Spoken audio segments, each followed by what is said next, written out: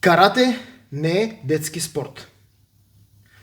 Аз съм Живко от Самурай Доджо Варна, спортен педагог и спортен психолог. Карате не е детски спорт, макар че се е превърнал в такъв. Клубовете по бойни изкуства са пълни с мълчугани между 5 и 9 годишна възраст и те обличат кимоната, влизат, строяват се, радват се, играят, но много често се отказват и има един голям поток от деца, които се сменят, а причината е само една.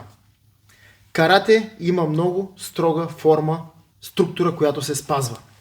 За да може трениращия да разбере тази структура и да я спазва, той трябва да има определено ниво на психическото си развитие и физическото си развитие, за да може да застане в строя, да стои мирно в концентрация, да прави по 200 удара едно след друго, блокове, ритници.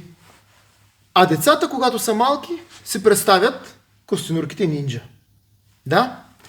Една майка, която води децата си на тренировка по спортни игри в Самурай Доджо, веднъж ме попита: а кога ще започнат с истинското карате? И тогава аз си отговорих: вижте, едното ви дете е на 5 годинки, другото е на 3 годинки.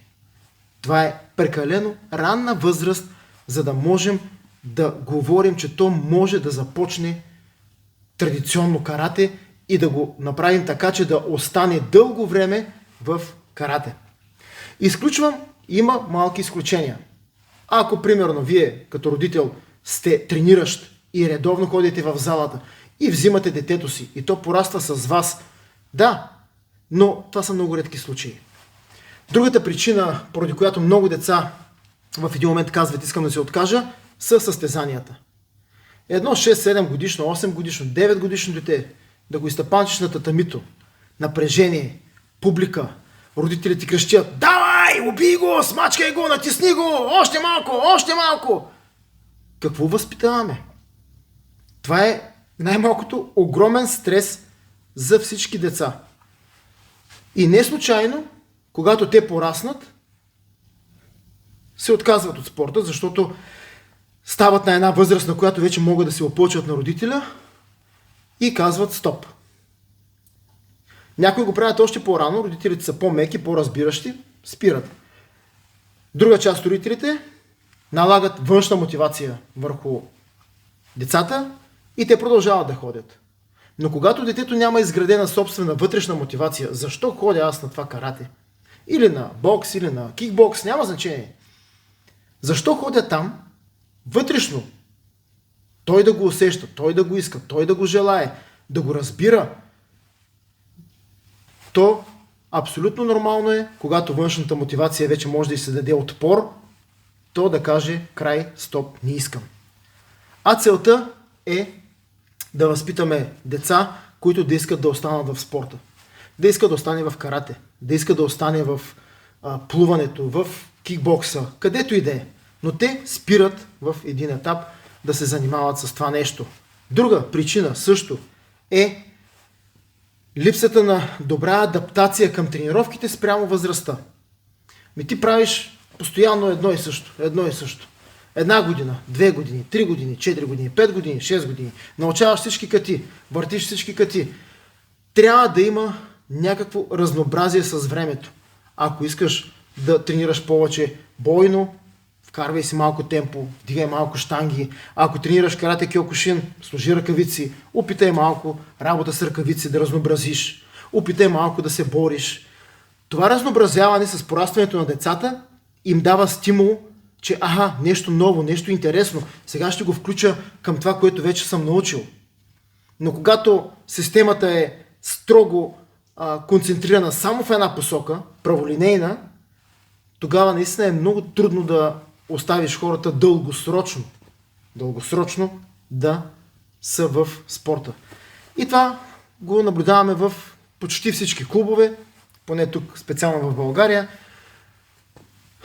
Има една възраст, до която те ходят, след което лека по лека започват да отпадат. А колко хубаво би било да направим така, че те да заобичат движението. Именно заради това в Самурай Доджо, първо най-малките от 4 до 7 годишна възраст, казваме на родителите, че в играта учим ги лекичко да ударят, да дигат колянце, да вдигат краче, да развиват координацията си, но всичко минава през спортни игри. Основата е спортни игри. Бягане, скачане, гоненица, дърпане на въже, катерене по шведска стена, хвърляне на топчета по мишена, за да развиват финната си моторика. И когато станат 7 и нагоре, може да влязат в по-голяма група, където вече в по-голямата група отново не може да бъде претоварена, но има първоначално застават работа в стойка, блокове, могат да издържат тази концентрация, която се изисква, за да научат тези движения, блокове, удари. Разбира се, при тази възраст, между 8 и 12-13 годишна възраст, задължително пак финала трябва да е с някакъв тип спортна игра, за да им задържа вниманието, за да им става интересно, за да се забавляват, да разбират, че тук е интересно. И тези, които са вече по-големи, 14 плюс, може да бъдат натоварени, да бъдат по-пресирани. Давай, можеш, преодолей умората и така лека по лека да градим бъдеще на децата, които спортуват, такова, че те да обичат това, което правят, да обичат спорта. Вярвам, че тази информация ви е била полезна. Аз съм Живко, Самурай Доджо, Варна. Ус!